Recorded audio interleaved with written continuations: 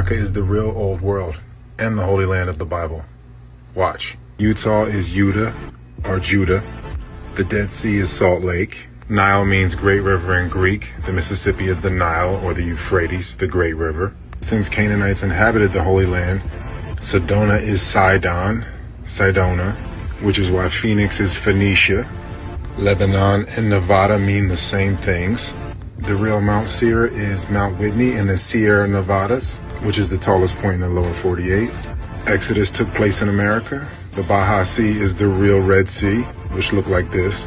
The greatest of the 7 seas is the Pacific Ocean. That's why the real Levant is the Pacific West Coast of America.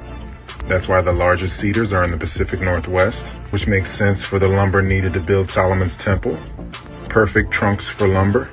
The tiny ones in fake Lebanon are forked.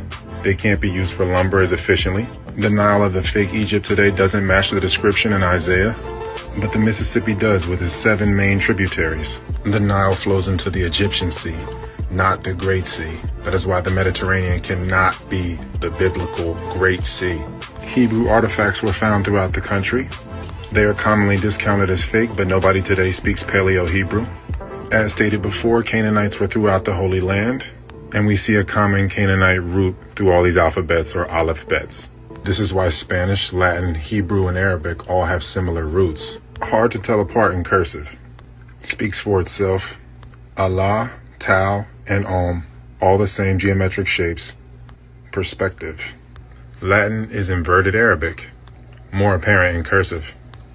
Same roots. Babylon, Rome, and Greece are east of the Mississippi. That's the real reason the Algonquin chiefs were named after Greeks. They were the Greeks. After most of the men were killed in King Philip's War, the children became prisoners of war, aka slaves that were shipped throughout the Americas. When the Jesuits met the Algonquins, they realized that the Mi'kmaq language was similar to Egyptian or Hebraic. That's why Verrazano said that the natives were like Ethiopians. The oldest bloodline, A00, is from America. The history has been totally inverted. Parasites copy and invert through retrotransposition. This is why you have multiple Egypts and all these cities with the same names throughout the world. Parasites usurp, copy, and invert.